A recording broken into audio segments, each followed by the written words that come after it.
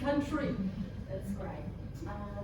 So big thank you to Kate for supplying the suit, which I know you're all going to really enjoy. And so don't hold back, there's lots there, seconds, thirds, whatever you like.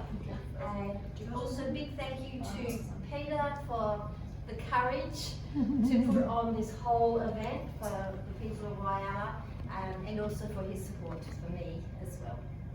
So thank you. You're very welcome. And what else do I have to tell you? So look, this is interactive, so ask lots of questions all the way through, and feel free to take photos of the slides if you want to. I've got some handouts for you, but we'll hold off on those just for a little bit. Yeah. Okay. That's it. So focus is all about reading labels. So I've got this lovely collection for you, in case you didn't bring any of your own labels. Lovely collection.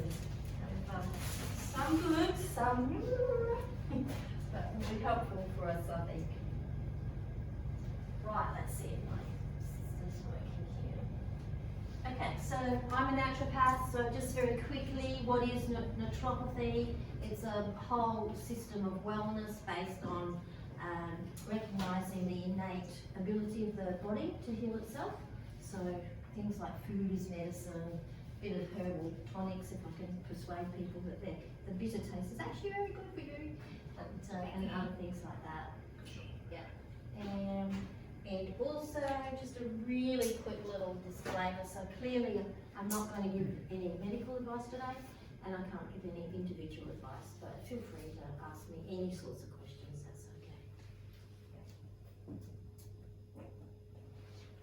So, supermarkets are overwhelming and food labels are hard to read. Who relates to that? What's your experience of going shopping and trying to sort out what's the best thing to buy? Oh, the more choice there is, the more of a blur it is. Yeah, yeah. The bottom shelf, the top shelf, the big long aisles, yeah. The placement of things on the end of aisles and think, oh, that looks like a bargain. Or, oh, that's something I really want to have in my shopping trolley, yeah, all that kind of thing. And interesting too that it's only about a year ago, but there was a big survey done of supermarkets, you know, are they ethical and all the rest of it. And every single one came up with red flags.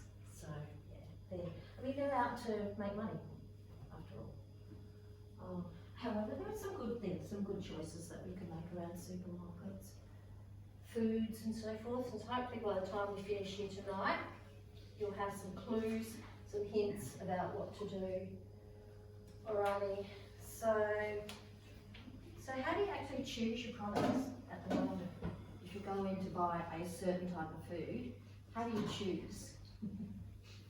We walk around with an app. Oh, good, that's a really good app. It's okay, Dave, so do I.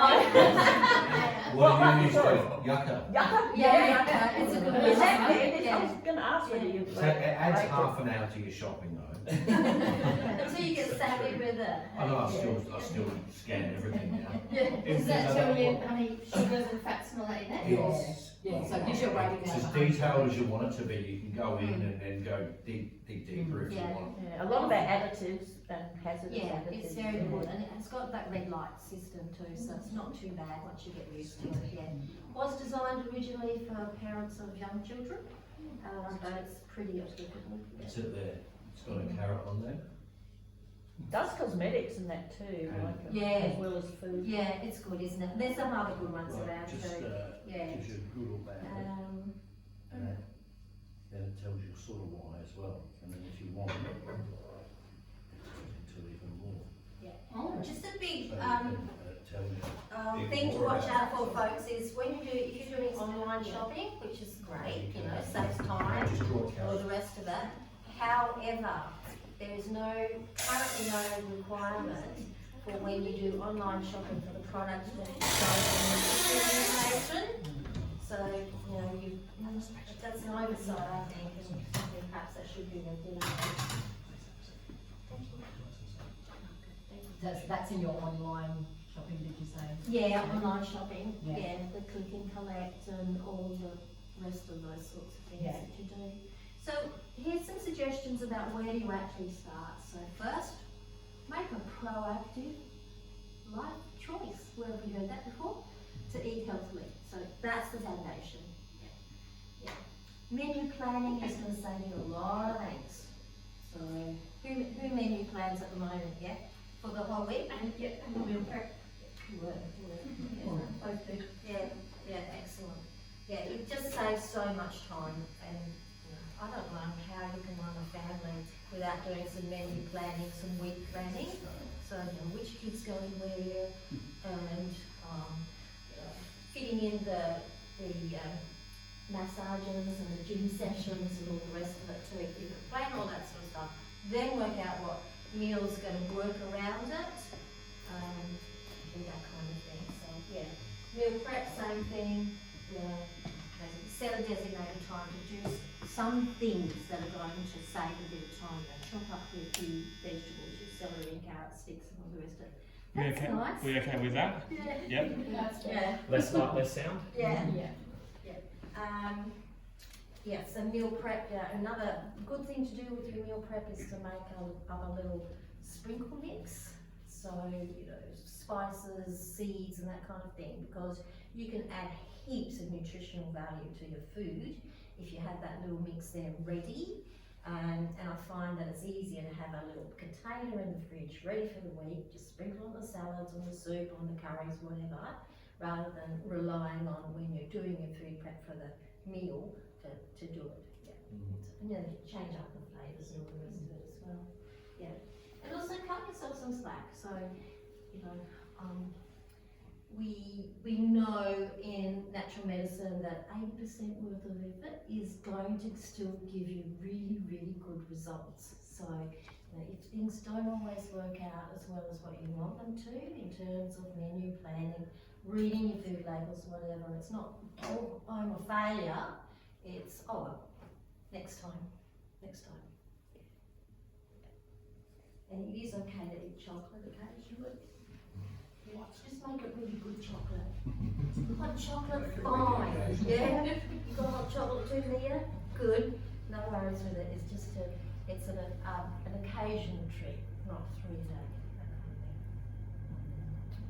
Any thoughts, folks, at this juncture? Will we be talking about foods that keep you awake all night?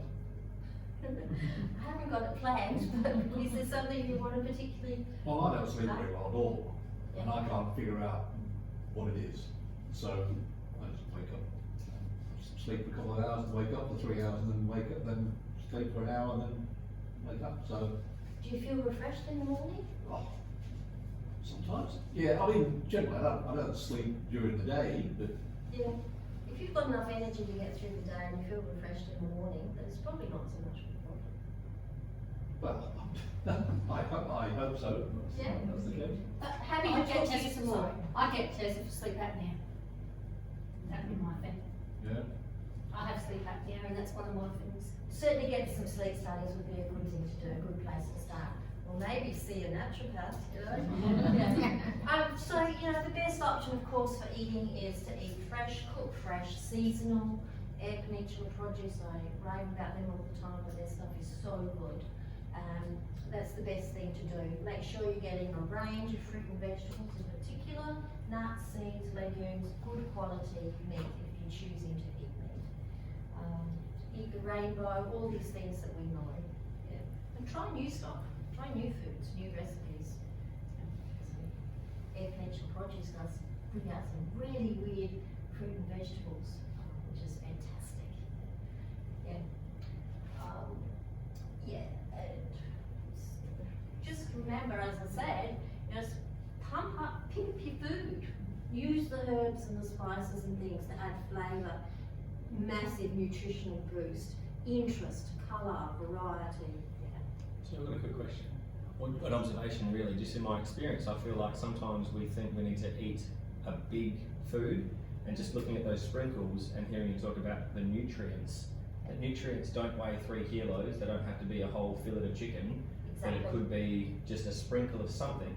Yeah. Could give you the nutritional content that you need. Exactly. In certain areas. Yeah, so for chicken, fish and chicken, You want to have a piece that's about the size of the palm of your hand and about the same thickness. And then if you can sprinkle something on it, like oregano or marjoram, you're whacking the antioxidant profile of that food up immensely. Yeah, cumin. So for the context of how much you would put on that palmful of chicken or fish, would it be a sprinkle? Is it a quarter of a teaspoon to try for that meal's worth of nutrients? How much would you sprinkle for one meal? You would do what you like in terms of taste first up. Yeah. So don't worry too much about that. Okay. Yeah. If it is quarter of a teaspoon is all that you like, go for it. If you want a tablespoon on there, brilliant. But it doesn't matter that much. Are the dried spices just as nutritional as the fresh? In many circumstances, yes. Yeah. So you're going to get a lot of bang for bucks out of, say, dried turmeric, where you can add more of it because it's all condensed compared to fresh. But fresh turmeric in a curry, brilliant. Yeah, okay. Okay. Alrighty, so there's my little, so at the supermarket, first thing is have a list. Don't go in without a list. Always make a list. Yeah, even if it's a little yellow post-it note that's only got 3 things on it, that's your list and that's what you stick to. Yeah? Well, next to our yucca app is our groceries app. Yes. So if I'm off to do the shopping and Debbie remembers something, she can put it on that app because we've synced them. Yes. And then when I get there and refresh it, when I get there, it's still on there then. So we don't Brilliant. miss out and do. Yeah, excellent. Yeah, keep that list going through the week so you know what you actually have run out of. Yeah, check the cupboards before you go and make your list. But that's so you don't get waylaid by the end of the aisle things. Ooh, big chocolates and special. Ooh, thin and tasty chips. Ooh, yeah, okay. Yeah. Or wandering around trying to look while you went in there. Right from the Yeah. You have to look in. Next one is go when you're not hungry. So if you're hungry when you go into a place that's designed to make you buy stuff, make you want to buy stuff, there are sights, there are smells, there are inducements for you to buy more and more and more. But if you are already full, already had some food, you're not hungry, then that's not going to work so well. Your willpower, your motivation to stay on track is going to be stronger. Lots of things too that help us. So on your phone, you've got a torch. A lot of these labels are really tiny. So a torch helps. There is a magnifier on many phones now. We'll take a photo and then enlarge it so you can actually read what it says. And all of the lovely apps. So yeah, there's lots. One that is also quite good if you're really worried about the additives. So the Chemical Maids. So they have an app. It's not free, but it's really quite cheap. Best $13 you could ever spend. $13? It's 13, I think it was a couple of years ago, but yeah, it might be $2 more now. But Is that like the Code Breakers Handbook, something like that? So have the food additive numbers in there. Yeah, pass it around. it's brilliant. Yeah. Also think about unit price. So it's a unit price that's going to tell you whether something is a bargain or not. Yeah. There's no point in buying 5 kilos of coffee if you're not going to use that within a reasonable time and it's going to go off. So whilst the unit price might be lower, it's just not a sensible thing to do. So get used to working out unit prices. I've got a book called the Code Breakers Handbook, so it's got all this as well. But you know how sometimes it's got the food additives and it just gives you 3 numbers? Yeah, That has all the numbers in there as that well. does too. So Oh, does there's it? a section. Alright. Yeah. Yes. Also, if you're more concerned about the freshness of produce, find out from your supermarket when they get their deliveries and time your visit to the supermarket around that. If you're more concerned about getting the cheapest prices, then find out when are they doing their clearances and checkouts and all the rest of it, and time your visit just before that. So that's easy enough to get that information from them. Okay, that's by way of introduction. Let's get down into some labels. Okay.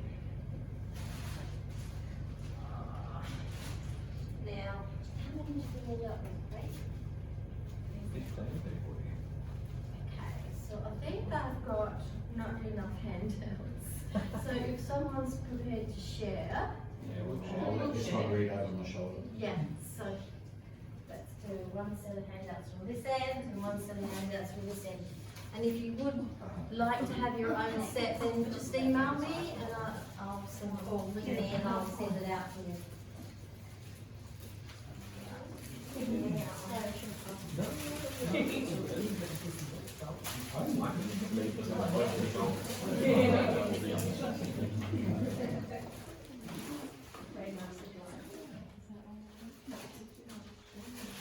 Right.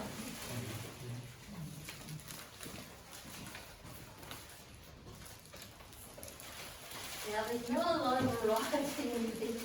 We've got a lot of savoury snacks here. So feel free to grab one or two of those and pass it on. Who'd like the Greek style yogurt container? Up the back. Deb? Who would like Scotch finger oil? I can see now it's going to fade. Right, tonic water. Tonic water, I have tonic water. You'll have a tonic water. There we go.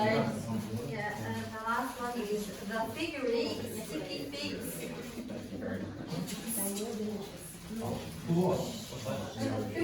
We grab a couple of packets of chips and stuff. Tells me 63 out of 100. Oh, No additives. Tells you how much protein. Just from the photo of the thing. The scan. On the barcode. What's that up called? Very say something bad. That's something that's not right. Has everybody got at least one? Yeah, that's nice. Look at those. Oh, that's not bad. 60 out of 100 for something like that. Oh, that's some kimchi noodles there. That'd be good for somebody to have a look at.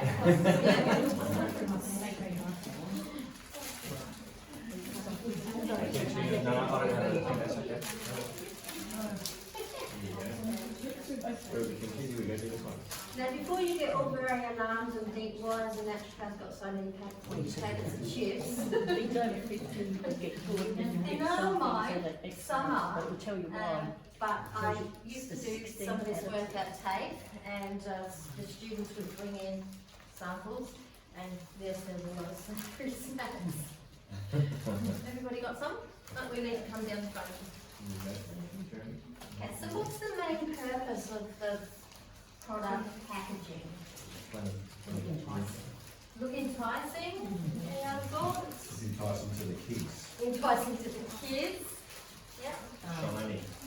Shiny. Brand names. Brand names, yeah. Pictures of healthy stuff on the packet. Whether or not it's in there. Yeah, yeah. It fits regardless of what's in the. Yeah. So the main purpose of the packaging is marketing, yes? Yeah, they want you to buy it. They want to sell it. Pictures of limes on it and they're chips.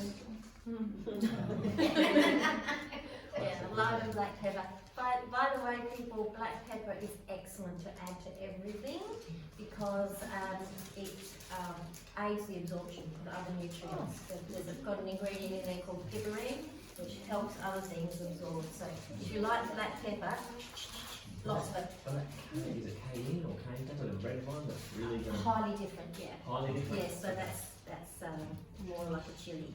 Yeah. Yeah. Good for you? Still. Oh, yeah, capsaicin in it, which is a good thing. Yeah. Black pepper really begins with tonic. Pepper in it, like the peppercorns. Just grind some. I'm gonna do that. Okay, alright. So, summarising how to read the food label. Now, first of all, just have a good look at the product. You know, be a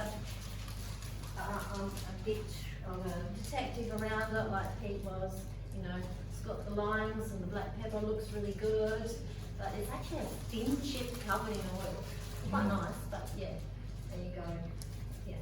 So then you wanna check the ingredients list. So I'll go through these in more detail later, but first thing is the ingredients list, the list of what's actually in it, talk some more. And then you go to the nutrition information panel. What are the actual nutrients that are in there? How much energy is involved in it? That kind of thing. Then have a look at some of the other aspects that we're going to have a look through. Then think to yourself, do I really need to buy this? It's not, oh, that looks really good. Yeah, I want to try that. Do I really need to buy this? Is there an alternative that's better? Can I make it at home? Who likes peanut butter? Yeah. Who makes their own peanut butter? Have one. Yeah. It's so easy to do. You just grab some peanuts or any other nuts, throw them in your food processor and walk away for about 5 minutes, makes a great noise, upsets the cats. Don't add anything to it, no salt, no sugar, no oil, and after a while it'll release its oils and it'll turn into a nice ball. Is that what you found? Yeah. Yeah, and it's so tasty when you make it from fresh. If you're not able to make it from fresh, I believe that the brand Vega is a better option than some of the others, less additives. That Mavis, have you heard of Mavis? Neighbours is the best. I don't even know that one. 99.7% nuts and 3% salt. Yeah. Yeah. And you've got to really stir it up. Like the wheel goes to the top. And you've got to really stir it. It's a workout just doing that. There you go. Yeah. Yeah, think about what is a fresh seasonal swap that I could make for this food as well. Yeah. Yeah. Alrighty.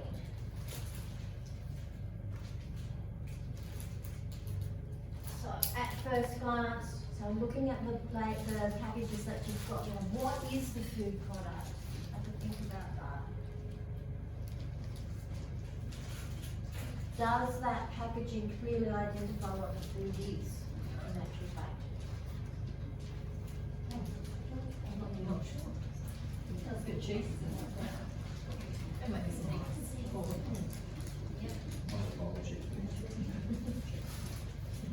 How appealing is the label?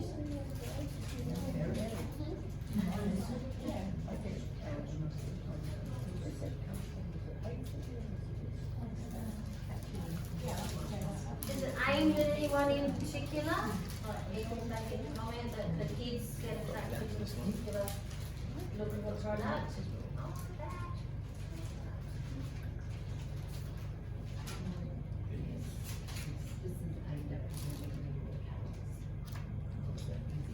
Is it actually easy to read? All of it? No. Well, it's not easy to read, some of it's very small writing, you gotta have your cans or your Yeah. magnifying glass. Yeah. So when we look at the legal parts, the nutrition panel and the ingredients list that products are required to have, there is a standard for the size of it. It's 3 millimeters. Except if it's a tiny product like chewing gum or a packet of leaves, and then it's 1.5 millimeters. Really? I can't read that. That's the best of it. I think that's the legal standard that we need to have. Yeah, that's correct.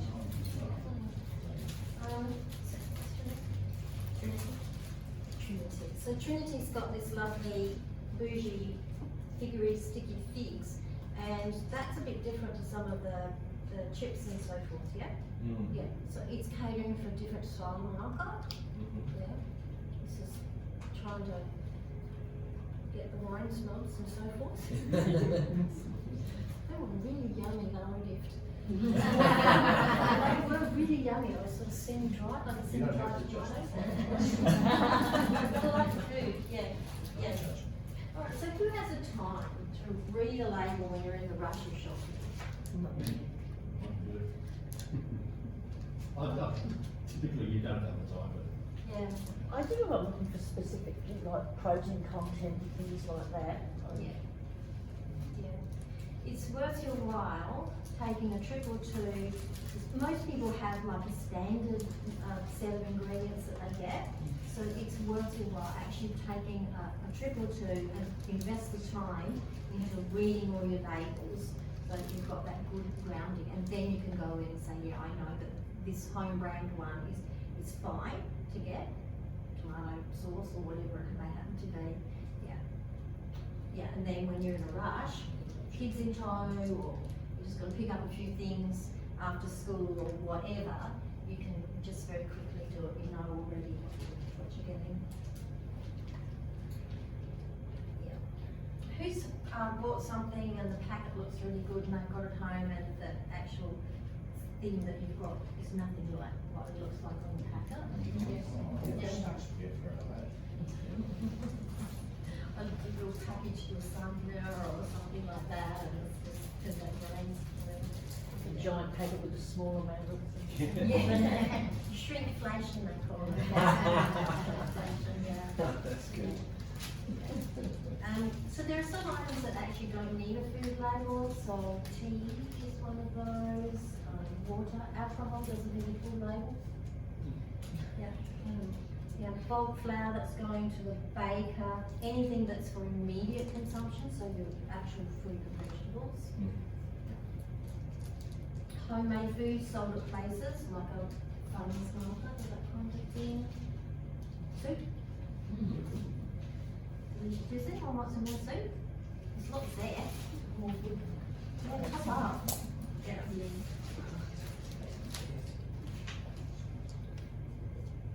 And the labels must be in English in Australia. Has anyone got one with a stick on label? Yes. Yeah. Oh, right, French chips. Yeah. Garlic flavoured French chips. Of course, yes. Got the stick on label tiny on the back. Oh, not in the right. But it says made in the day. Made in,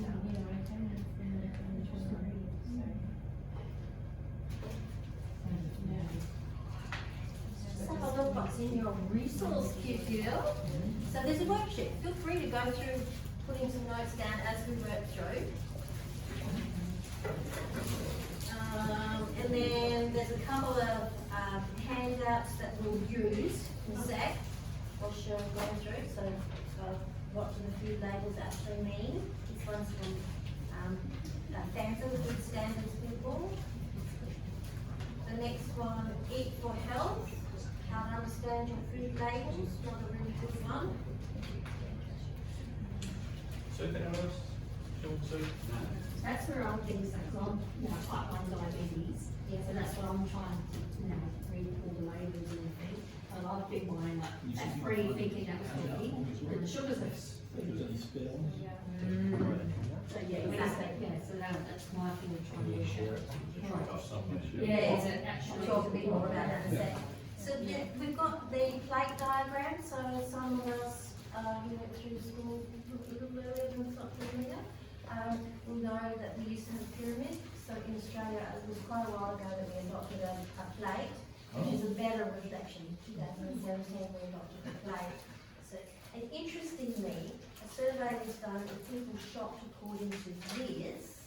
It worked out cheaper than the standard shop that's full of the Diet Coke and the white bread and things like that. So interesting that if you eat in a healthy way, that cost competitive.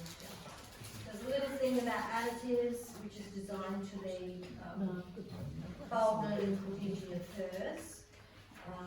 A little front and back thing about food storage and preparation, just for fun, and then a toxins list, which is again just for fun. Okay, so fill it on in the pen.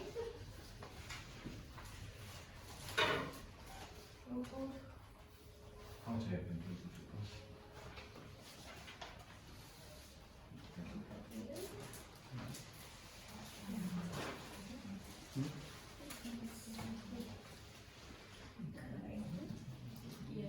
Does anybody need a board to rest there so they can write a bit better? Board? Yeah.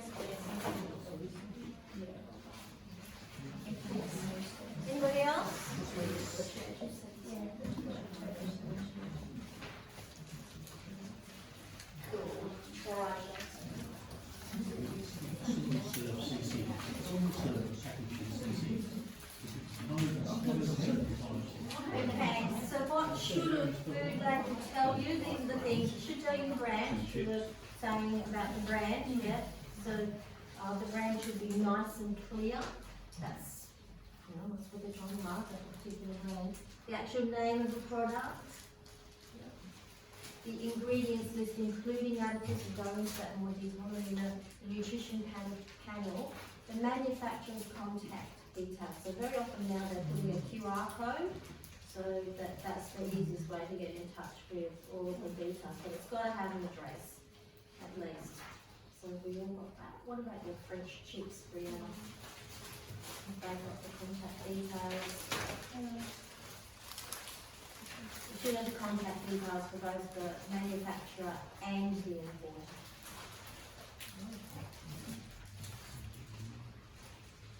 Does anybody actually phone the manufacturer up?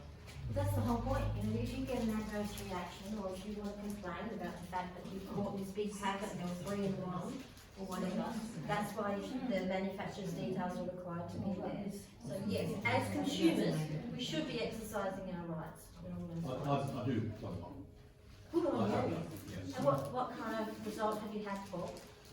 Oh, yeah, we know about it, you can't do anything about it. I sort of complain about crumpets. Too many holes? It says quite clearly, freezer friendly, Oh, Yeah. but the round ones are not freezer friendly. No, they're not. The square ones are freezer friendly. Well, I And want because to you know can is get the have, square ones apart, you can't get the round ones apart. I feel well, that when you way. freeze them flat, they're right together, yeah. Mine don't last that long. No, I hope everyone's buying wholemeal crumpets, not the white ones. Yep. Yeah, that is better. I didn't know there was wholemeal ones. There you go.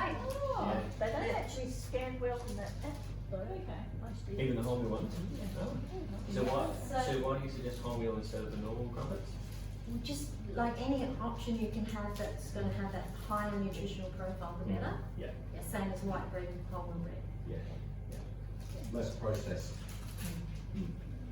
Yeah. So weight and size should be there on your packets. All got that.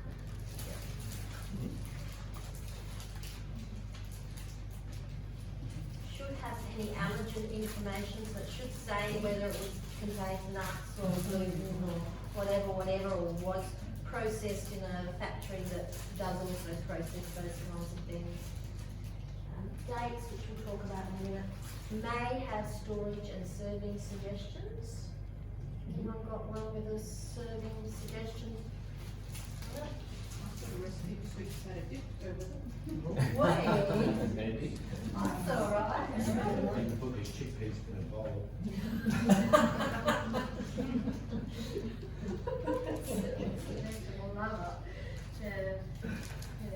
Oh, incidentally, it's weight, not volume.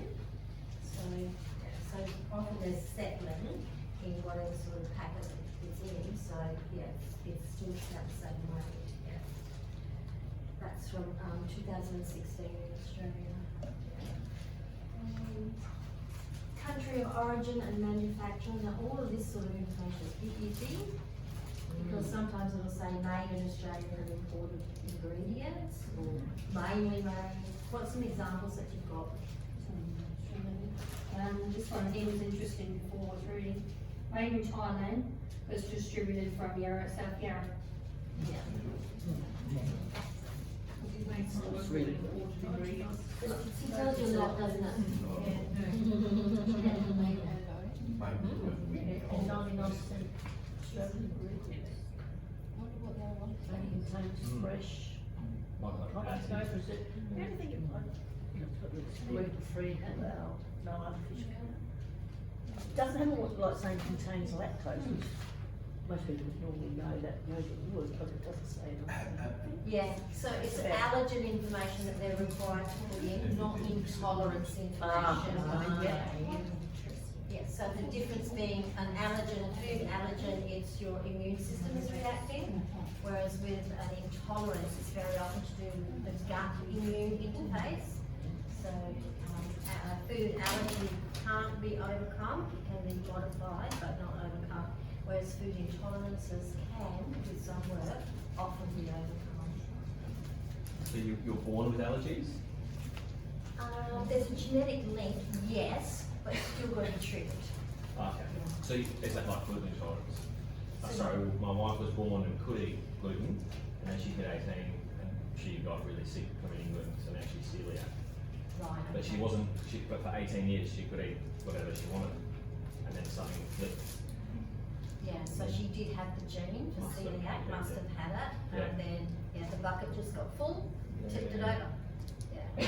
Yeah. Is there any reversing that? Do you know any way of going? Not for celiac, but I mean, she would know now that she just can't tolerate anything with any gluten of any sort. Yeah. Like she licks her fingers and she's got something on it, it'll tingle straight away. Yeah. She'll start to see. Yeah, Yeah. Yeah, she's really sensitive. yeah. Whereas people who are gluten intolerant, they can get beyond that. Mm.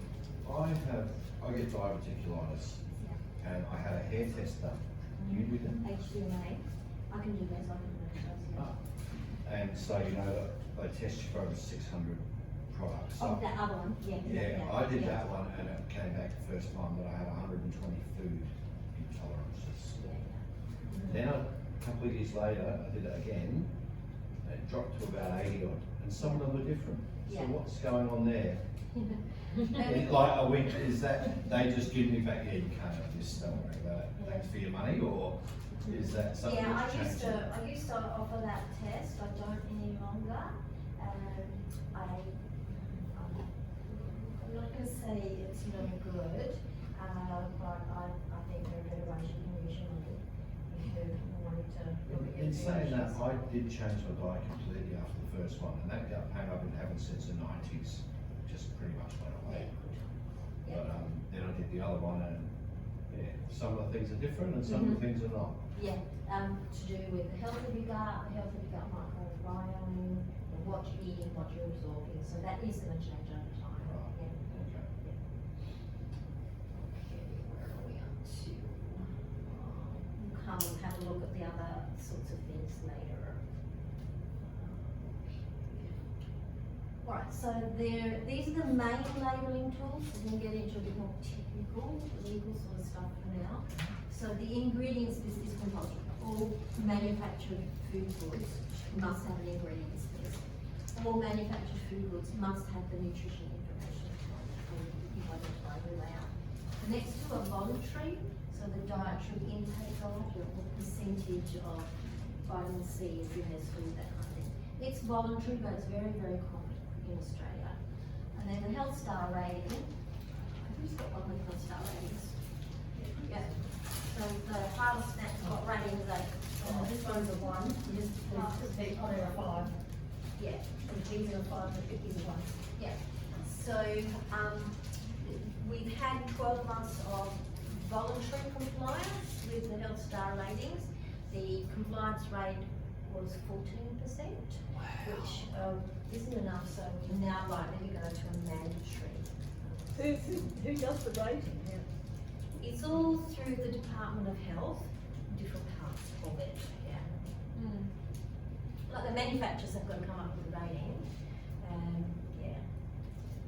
But the way the formula for dividing it or devising it and all that sort of stuff is kind of like that. So they're not really monitored? Like they're not audited? Well, because we, Is it like the weather? It's the system was, 5 degrees, but it was initially introduced and there were some issues with it, so it was revised, and that revised system was when the manufacturers were given that period of, say, being self-regulated, and they failed. So now, it's gonna be into a different thing. Right. Yeah. So check on your exhibits for all of those. So here, this is a hemp seed packet, so quite clearly the, no, it's not, so. Is this one? It's the house snap peas, isn't it? Beautiful. So the ingredients list and then the nutrition panel. So notice seeing that this in the middle here, that's the voluntary one, the dietary intake. Oh, yeah.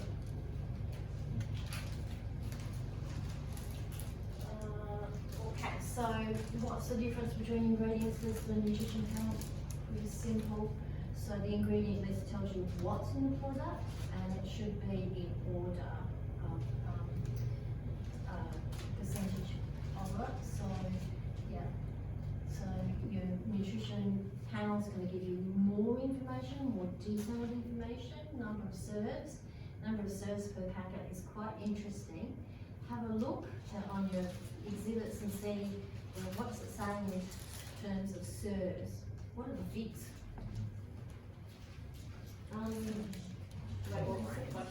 What's the number of serves in the packet? 4 serves. Yeah. I reckon there would have been about 8 figs in there, so 2 serves. That's a lot of figs. Anybody else? 15. What do you 15 got? serves, isn't it? 15 serves. So what, roughly? One serve. That makes sense? Any It's supposed to be others? 11. 6.5 serves in these chips. About 27 Mine's grams. 5. Okay. Oh, 18 chips is 1 serve of 27 grams. 18 chips is 1 serve. 1 serve is 18 chips? Yeah, come on. Yeah. It also says you can't say no on the other one, so you won't Yeah. Okay, so just to make it more obvious, so a product might contain orange juice, which is a source of vitamin C.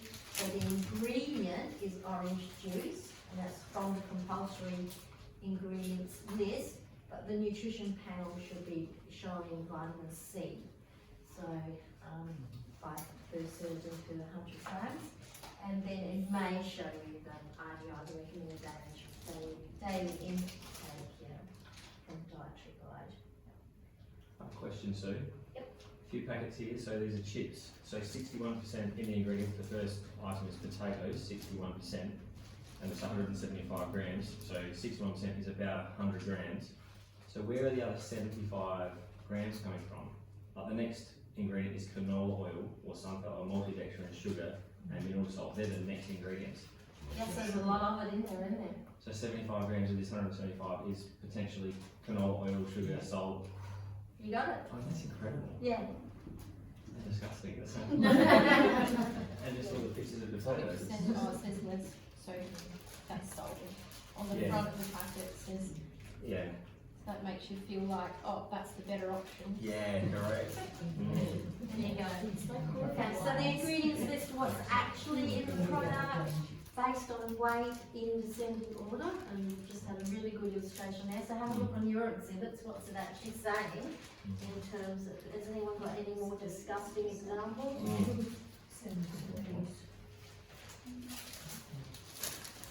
So what we're looking for is a short, simple list. Yeah. Who's got a short, simple list?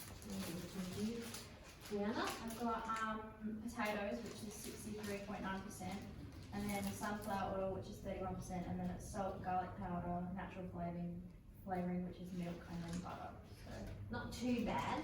This one has just 3. Kangaroo almond figs, sugar, and fig wine or vinegar. There you go.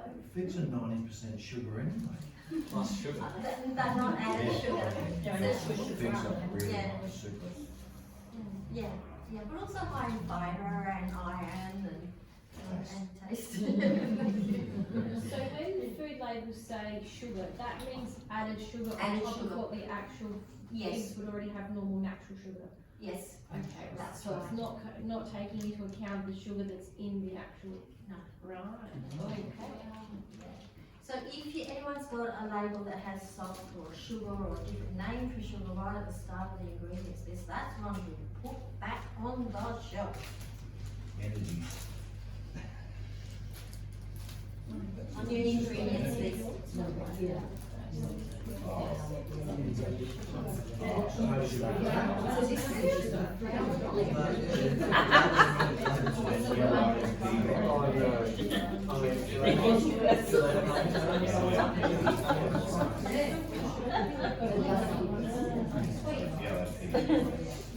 Okay, so just, we're gonna have a look at some different names for sugar, salt, fat and minute, because that's another marketing trick too.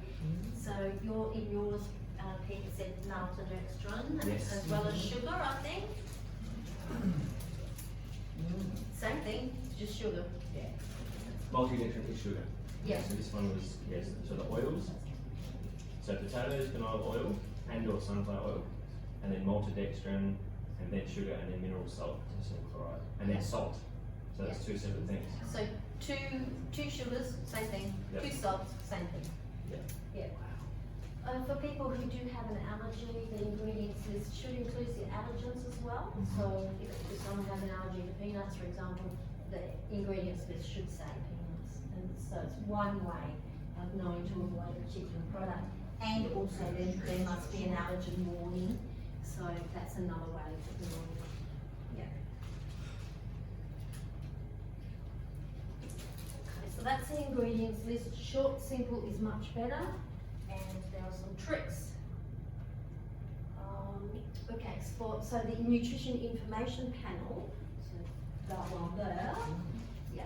So it's going to tell you about energy. We'll talk about energy a bit more in a sec. It'll go through the macronutrients, proteins, fats, carbs.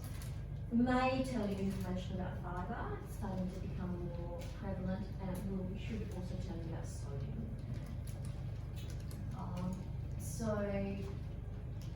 Yeah, we talked about serving size. The column for nutrients per 100 gram is good if you want to compare with a different product. So serving size you've got to watch out for in comparing products. But if you use the 100 grams, that when you're comparing products, that's the best way. Yeah. Total energy, if we talked about energy there, Ian, is expressed as kilojoules. And it's usually related to the standard kilojoule intake in Australia of 8,700 kilojoules. Yeah. You'll get a breakdown of the grams of those macronutrients. And for fats, it should show you total fats as well as saturated fats. Does it do that on your exhibits? Are there any that have trans fats? Yes. Right, so those are products that need to go back on the shelf straight away. Trans fats are just not compatible with the human body. Less than 0.1 gram. Don't care how much is in there. Breadcrumbs worth is too much. So, trans fats are hydrogenated vegetable oils. The body cannot process them. So what happens then? So it will take up the space that good food needs to be gone to, healthy fats need to be gone to. And then inflammation happens. Inflammation, tumours, failure to, yeah. So nutrients. It's the foundation of disease. Yeah. So avoid your trans fats. Does your body store those trans fats? It's very hard for the body to get rid of them. Yeah. Very hard.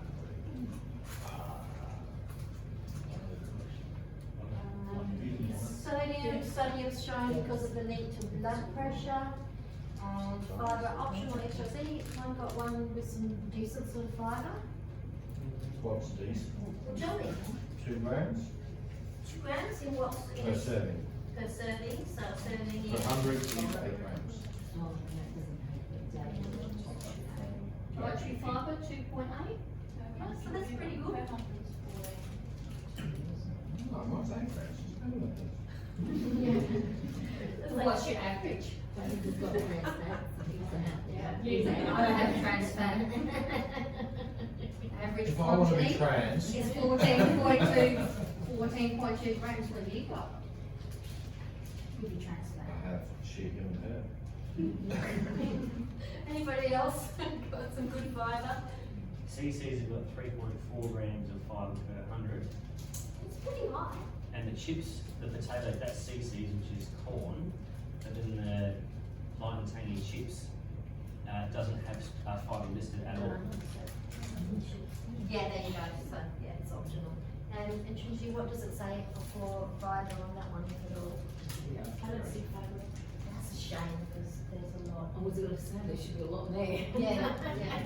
Dried prunes, dried figs, dried apricots, all really high in fibre and iron.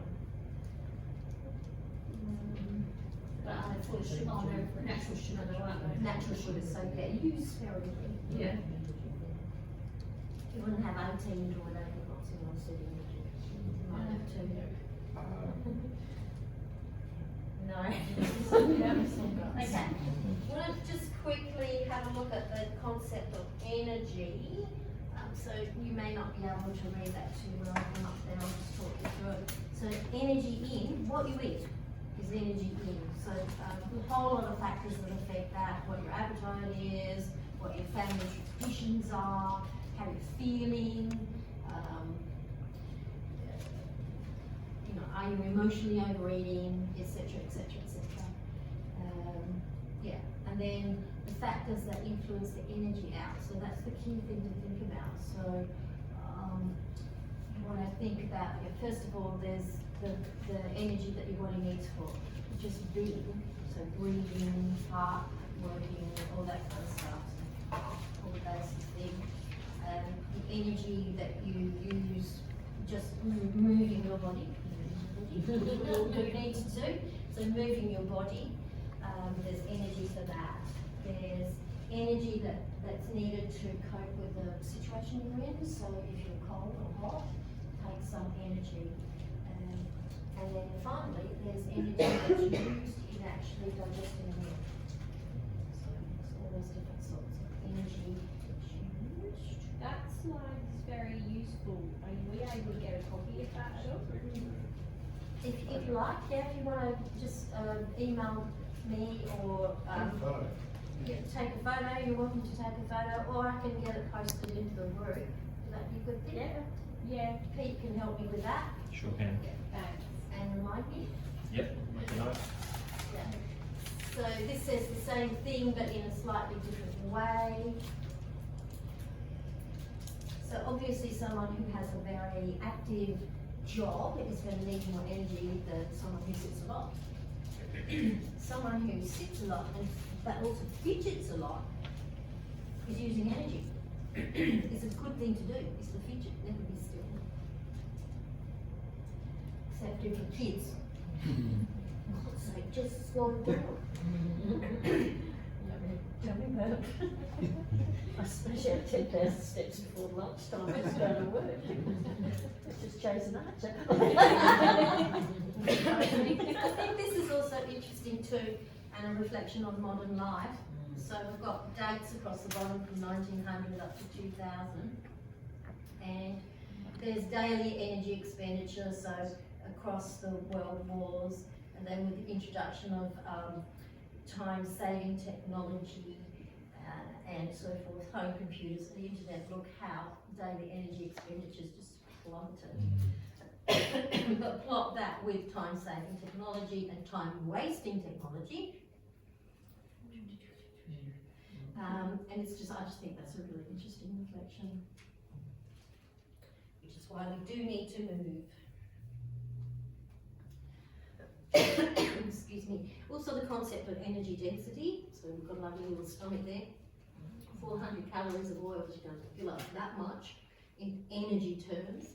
And then say meat or fish, poultry, whatever, that much, but vegetables are going to fill you up. Really fill you up. Which is why eat more vegetables, eat more vegetables, eat more vegetables.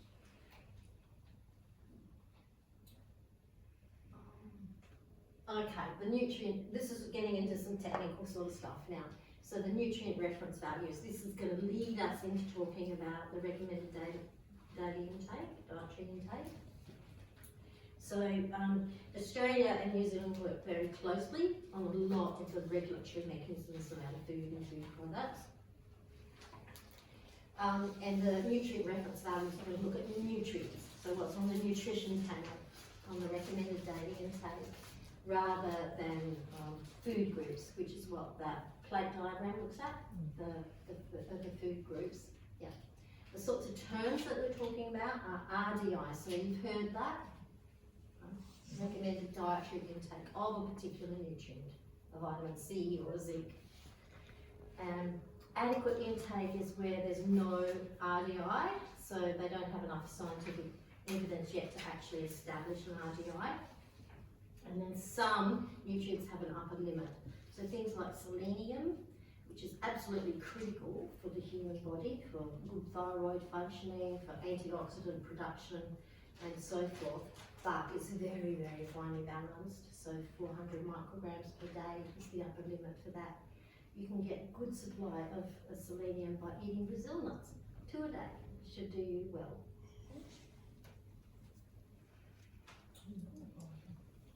You said that's thyroid, was it? For selenium, Selenium. the mineral selenium, and part of its function is around the thyroid, but also your own internal production of antioxidants, which is 1,000-fold more effective than any antioxidant that you can take as a supplement. That's just the definition of RDI, that's worried about that. But here, this is important, I think, because there's often this view that RDI is a particular point. And if you're above that, if you take more than that, you're great. And if you take less than that, you're in danger. That's not the way it works, because everyone is individual, so their own point is going to be slightly different. It's just the research is showing us a particular kind of level that's about right. But there's a window there. It's not a line. Yep. Everything is toxic at a particular level, including water. People have died from water toxicity. However, drink your water, because most people don't have enough. Okay, just a reminder of where the dietary intake guide is on your exhibits. And remembering that it's voluntary, but mostly we will see it. Has anyone got an exhibit where it's in a different place than the nutrition information panel?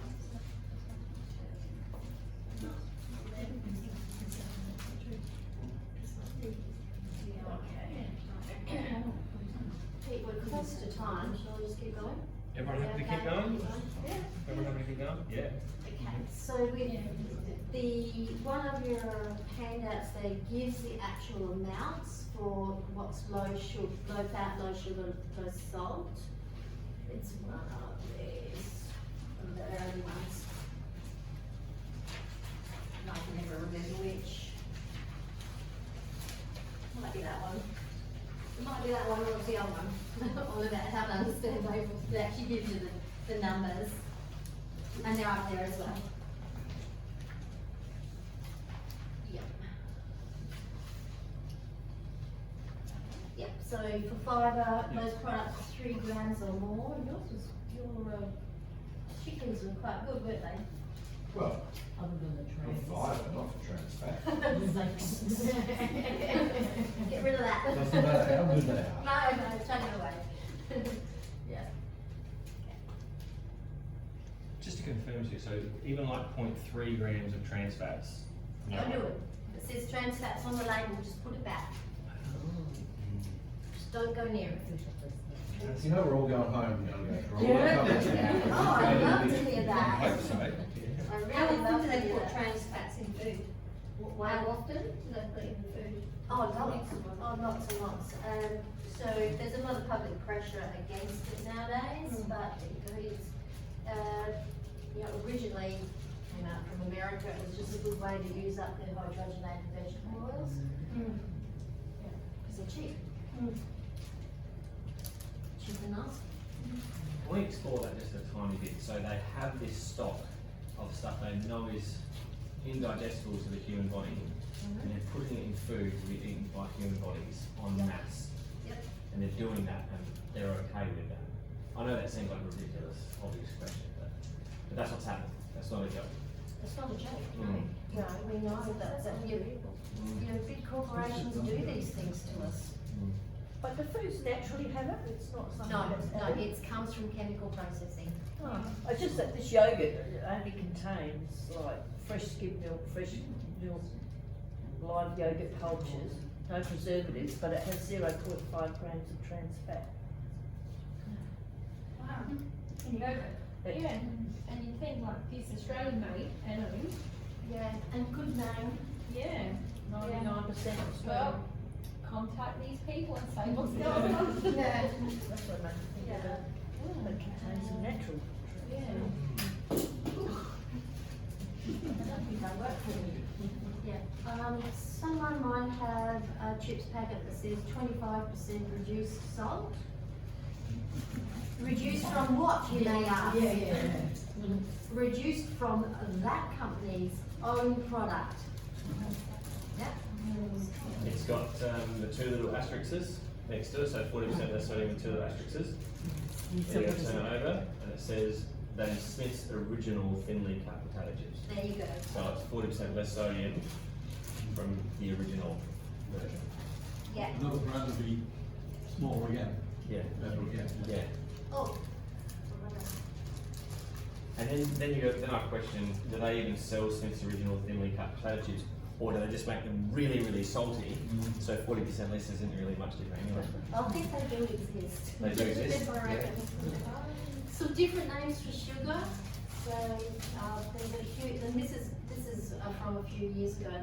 It would be half as much again already. So all of that just means sugar. Just means added sugar.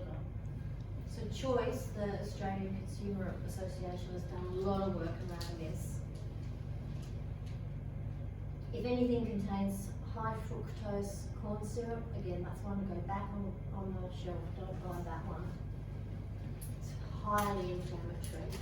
You know, I read something a couple of years ago about that corn syrup, and they said back, say in the 70s, if you were a person then, on average, the average person would only consume maybe 500 grams of corn syrup a year, and then come 3 decades later, I think this was there, the average American would consume like 3 kilos of it a year, just from additives in their food. That's how much it's now added.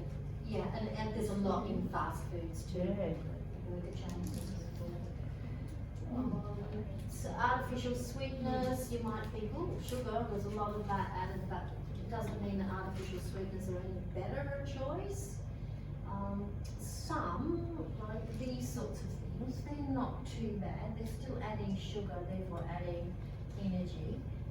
So think about whether you actually need it. But some of the artificial sweeteners are actually quite awful. Aspartame and stuff like that.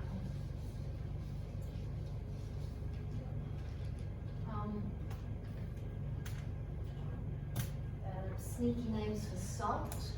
So have a look on the exhibits if there are any disguised versions of salt. How do you get salt out of celery? How does celery get into salt? It's marketed as celery salt, so it's celery flavoured salt.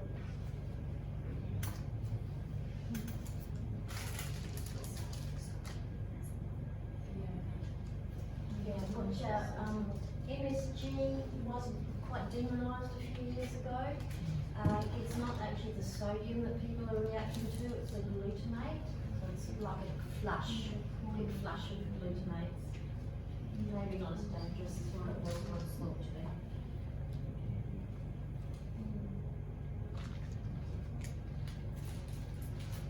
And sneaky disguises for fat. This is all fat. Doesn't mean that that's bad. The body needs fat and certainly needs essential fatty acids that you get from nice fatty fish, and hemp seeds, and chia seeds, and flax seeds, that kind of thing. But that's all fat. Drippen's very good. Drippen sandwich is great with salt. Fair enough, bulk. Well, not these days, but when it was. Yeah. Right, yeah. My mum told me about them to try it I'll once. agree with that. Yeah, I couldn't stomach it. Especially after you've cooked bacon. Yeah. Okay, so food additives, so they are there for a reason, usually to extend shelf life, but also palatability. So, you know, an emulsifier to make sure things stay in a solution, that kind of thing. Some do add some nutrient content. So, in and of itself, food additives, we shouldn't think bad, but many of them are not so fabulous. So do all of these kinds of things, folic acid added to various breads, iodine added to iodized salt, that kind of thing. However, this is where you need your apps. So trans fats, stay away from it. artificial sweeteners, high fructose corn syrup and aspartame mainly. But these things are not found just in sweet foods, they're found in savoury foods. The burgers that you might get at certain places have high amounts of sugar and salt to get to a particular flavour that they know is addictive. They have high amounts of fat added to give you the mouthfeel that also is addictive.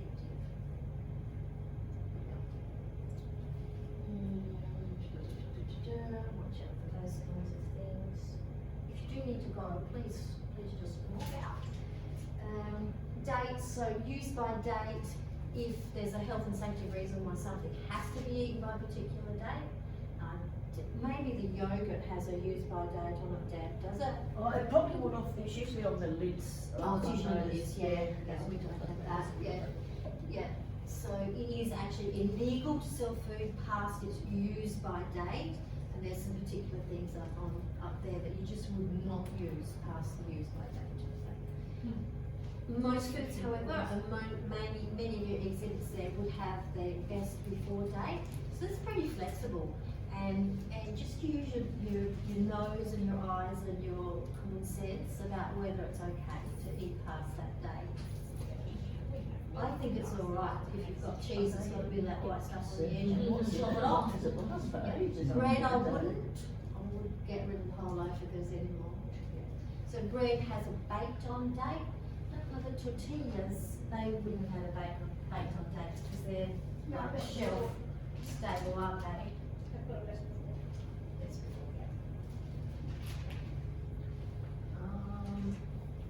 Often you'll see batch numbers, so have a quick look at your exhibits to see if there's a batch number on there. And if there is any particular storage or serving requirement, like the kimchi noodles have to be cooked for 4 minutes. They're not your 2-minute quick noodles, they're 4 minutes.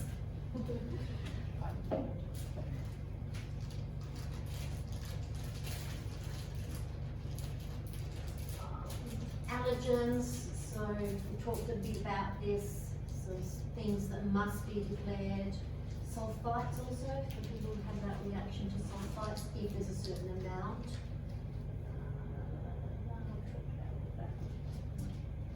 And the health stars, we've talked about that as we've gone through. So you kind of watch the space. If there's enough political will, there will be tighter regulation around the health stars. Personally, I don't find them that helpful. What's everyone's view on that? I don't use them, in all honesty, Yeah. because they're so misleading. Yeah, I find I look that. at the ingredients in the back.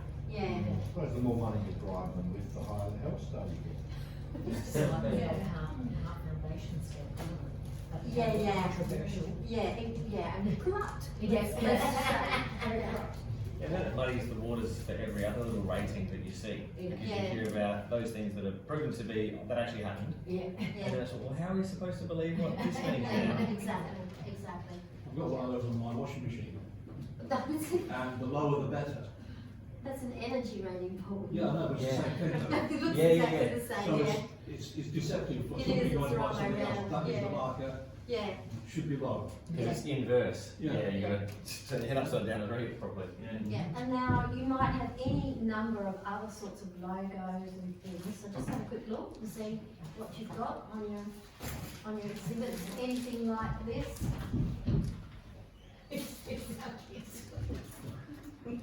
No, we don't want any, thank you. Ellen, we already got one. I find this one so fascinating too. So it's the yellow CC's packet, but it's actually got no artificial colours and no added preservatives, and gluten free. It's just like those sorts of things make me think, yay! But Yeah. then obviously if you're using your eyes to look at the whole thing, Yeah, cheese baked in and cheese on top for more flavour. And then it's got those two things there again. Yeah. yeah, amazing, isn't it? Proudly Aussie made. Yeah. So, just as an aside, so apparently Coles has come out with a new bright yellow range called Simply Best or something like that, which is supposed to be basic products that are nice and cheap. when I heard about it, I looked at what they had. They had things like garlic bread and things that you were thinking, well, you know, why would you actually buy that? Then again, I thought that's more of a marketing thing than actually helping the consumer.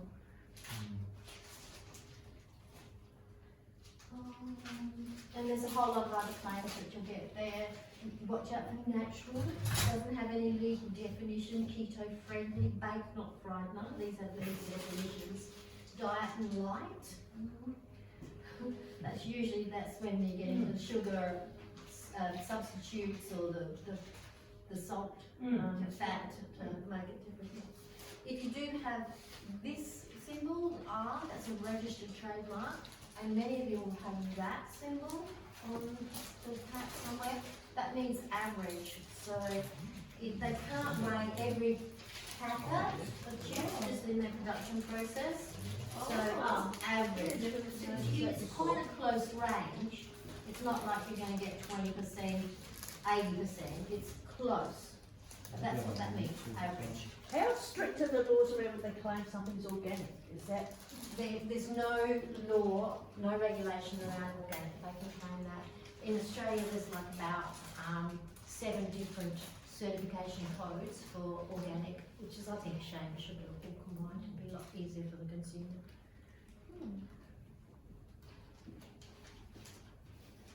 Okay, just quickly on eggs. Look for things like the farming system and density. Just know that that's what those definitions are. So if you choose pastured or have your own chickens, that would probably be a good thing. They also do have labels that relate to the feed that they use for the chickens. So omega-3 enriched eggs just means that the chickens are eating food that's been omega-3 enriched. So might just be the herb or /wheat, however you like to look at it, persillane, which is high in omega-3s. Yeah, an egg size. So it starts at medium. Yeah. Okay. Just some things to finish off with. What we eat has changed more in the last 40 years than in the previous 40,000 evolution. So you look at that, how many people look at that and say, oh wow, that looks great. Like Willy Wonka's chocolate factory. None of that is nutritive. Portion size too, so you may not be able to read this, but things like 20 years ago, so this is American, so French fries used to be this 70-gram pack, and now the standard is 200 grams, and so on and so on and so on. So it's upsizing.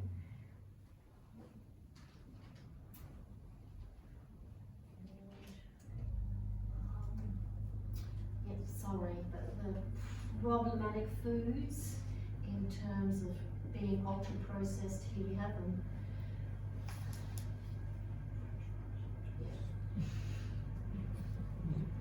It's so sad seeing pizza at the top. I know, but you can make your own on a tortilla wrap. Yeah. With good sprinkled herbs on it. Cool.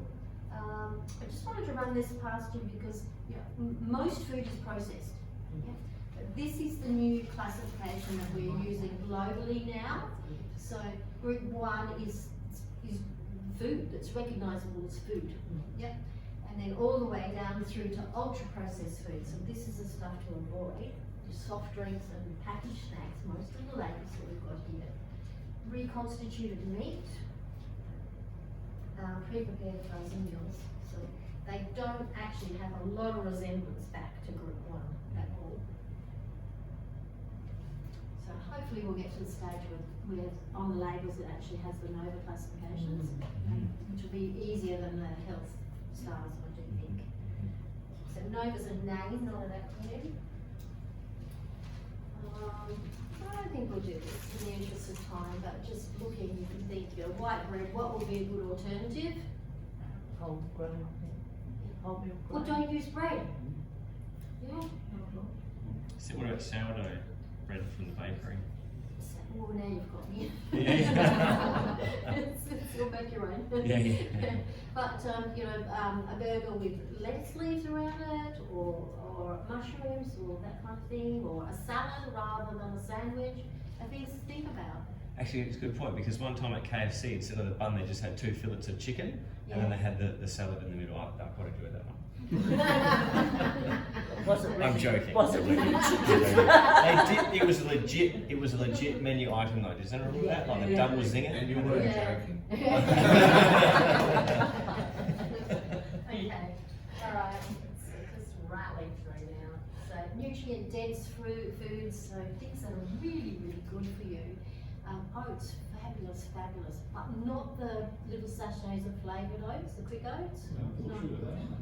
They're full of sugar, and a lot of the nutrient value of the oats has been taken out.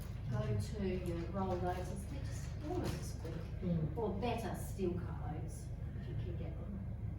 The pseudo grains around quinoa, chia, etc., millet, amaranth, they're fabulous. Eggs are fantastic food. Leafy greens, try and have 2 handfuls of leafy greens every day. Yeah, they're so important for your health. Yeah. All the cruciferous veggies like your broccoli and so forth. Okay. Nuts and seeds, fantastic, particularly for men to get enough zinc, as well as the omega-3s. Yeah. Herbs and spices we've talked about, fermented foods, fabulous. Fermented foods. What's the benefit of that? Beer. Fermented drink, Paul. Green light. Oh, that's not, no, that's a liquid diet, so it's a good energy drink. Easily digested. Ian was asking what are the benefits of fermented foods. Yeah. So all of your traditional cultures will have a good array of fermented foods. The kimchi noodles, kimchi, fantastic. Sauerkraut, fantastic. Yogurts, cultured cheeses. That doesn't mean camembert and brie. That means you cottage cheese and quark and that kind of thing. And what do they do? Yeah, some bliss. What do they do? They're introducing probiotics, natural probiotics, into your diet. Your gut loves it. I have a question on kombucha. Store-bought kombucha. Yeah.